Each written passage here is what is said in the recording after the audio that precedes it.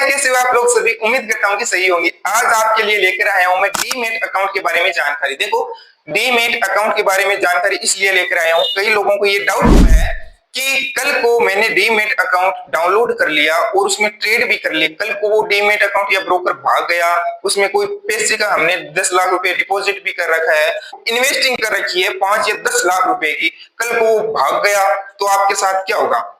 आप वो पैसे कहां से लाओगे जब आपने बहुत मेहनत से एक एक रुपए जोड़ा है, इन्वेस्टिंग की है, और वो कल को आपने 10 लाख रुपए आपने उस ब्रोकर में इन्वेस्ट कर रखा है, कल को वो ब्रोकर ही भाग गया तो आप कहां जाओगे? अगर इस चीज की आपको जानकारी चाहिए, ब्रोकर के बारे में, विड्रॉल के बारे में, पैसे के साथ हमारा पैसा अगर ब्रोकर में 20 लाख रुपए भी पड़ा है, उसके साथ कोई छेड़छाड़ी ना हो, उसकी भी आपको जानकारी दूंगा। अगर कोई हमारा पैसा माइनस में भी चला गया तो क्या ब्रोकर हमें पैसा वापस देगा या नहीं देगा, इसकी फुल जानकारी आपको मैं बताऊंगा। हम क्या करते हैं, एक ब्रोकर को डाउनलोड करते हैं और डाउनलोड करने के बाद उसमें हम ट्रेड करते हैं। मान लो आपने उस ब्रोकर में 10 लाख रुपए डाले हैं और 10 लाख से आपने एक ट्रेड की है। 9:15 पर मार्केट खुलता है और 3:30 पर मार्केट क्या हो जाता है? क्लोज हो जाता है। ठीक है, 3:30 पर मार्केट क्लोज हो जाता है। तो इसके बीच में आप जैसे आपने जो ट्रेड किए है उसको बोलते हैं हम इंट्राडे ट्रेडिंग। वो तो क्या हो गया, एक स्कैल्पिंग हो गया। स्कैल्पिंग आप 5 मिनट भी कर सकते हैं, ऐसा तो नहीं है पूरे दिन आप होल्ड रखोगे, वो एक स्कैल्पिंग हो गया। और स्कैल्पिंग से आपने 5 मिनट में पैसे कमा सकते हो, 2 मिनट में भी कमा सकते हो। वो क्या हो गया, एक स्कैल्पिंग हो गया। जैसे आपने 10 लाख रुपए की ट्रेड की है और मान लो आपको 5,000 रुपए का प्रॉफिट हो गया 10 लाख से, 10 लाख 5,000 रुपए आपके अकाउंट में आ गए, तो वो क्या हो गया, एक इंट्राडे ट्रेडिंग हो गई। वो अकाउंट में आपके पैसे आ गए, वो आप विड्रॉल कर सकते हो। मेन मुद्दे की बात यह आती है कि कल को आपने एसआईपी स्टार्ट कर रखी है अपने ब्रोकर में लॉन्ग टाइम के लिए, 10 या 15 साल के लिए। कल को वो ब्रोकर भाग गया तो क्या होगा? आपने 10 लाख रुपए के शेयर भी बाय कर रखे हैं, तो कल को वो ब्रोकर भाग गया तो क्या होगा? क्या होगा इसका? आपके पास इसकी जानकारी नहीं है, ना ही कोई आपको ये जानकारी बताता है। मैं इस डीमैट अकाउंट के बारे में आपको ये जानकारी दूंगा कि अगर आपका ब्रोकर भी कल को भाग गया तो आप क्या करोगे। मान लो आपका मोबाइल है, मोबाइल टूट भी गया तो आप दूसरे फोन में सिम डालकर वो लॉगिन कर सकते हो, आप कहीं भी लॉगिन कर सकते हो। ओटीपी आनी चाहिए, ठीक है।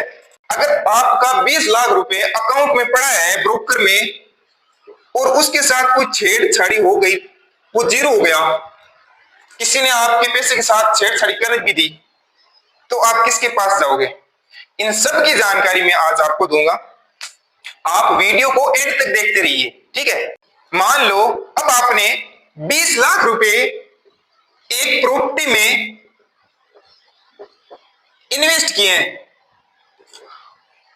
तो आपने प्रॉपर्टी में इन्वेस्ट किए हैं तो वो आपको डेली ऐसे दिखाएगा तो नहीं कि आज आपके 18 हो गए, आज आपके 17 हो गए, 20 के 25 हो गए, 25 के 26 हो गए, वो आपको नहीं दिखाएगा।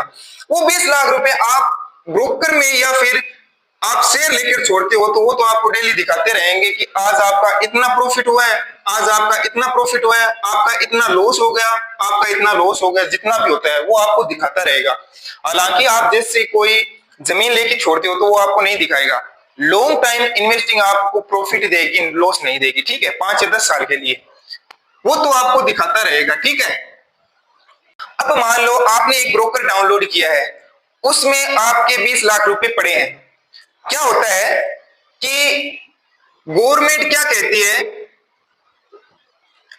गवर्नमेंट ये कहती है कि हमें और हमारी पब्लिक को प्राइवेट पर भरोसा है, प्राइवेट पर भरोसा है। क्यों कहती है ये बात, इसकी भी आपको जानकारी होनी चाहिए। देखो, हमारे इंडिया में 2 ब्रांचेज है। 2 ब्रांचेज कौन कौन सी है?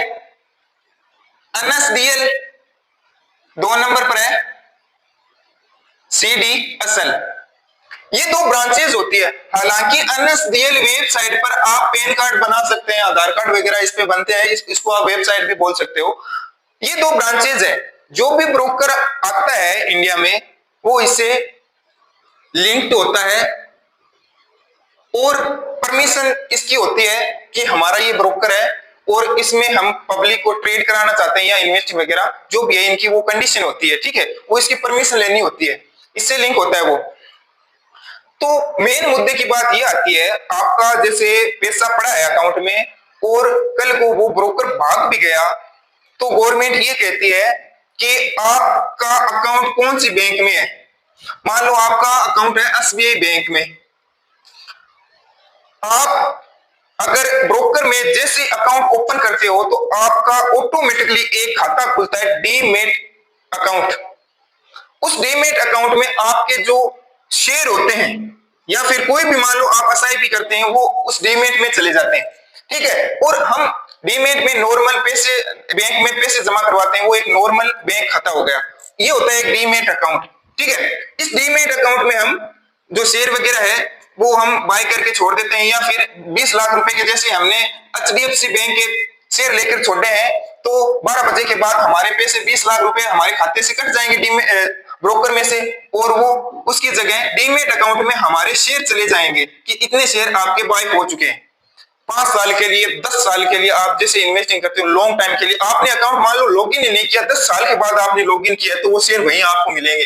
कल को 10 साल के बाद अगर ब्रोकर भाग गया ना तो आप क्या करोगे, अपने जो भी अकाउंट में आपने, जैसे मैंने कहा था ना कि आपका एक डीमेट अकाउंट खुलता है, उस डीमेट अकाउंट जो हमारा बैंक में खाता होता है ना वो डीमेट अकाउंट, उसमें हमारे शेयर जाते हैं। आप बैंक में जाकर उस शेयर को सेल कर सकते हो। सेल करने के बाद एक फॉर्म होता है, उसमें आप वो शेयर जैसे आप वो फॉर्म भर के देते हो तो वो शेयर सेल हो जाते हैं, और वो सेल होने के बाद जो भी आपका प्रॉफिट होता है या फिर नुकसान होता है वो आपके खाते में बैंक डाल देती है, जो भी आपका अमाउंट होता है, ठीक है। अब दूसरी बात ये आ जाती है, ये तो हो गई अपना पैसा वापस मिल गया, ठीक है, अगर ब्रोकर भाग भी गया तो हमारा पैसा कहीं नहीं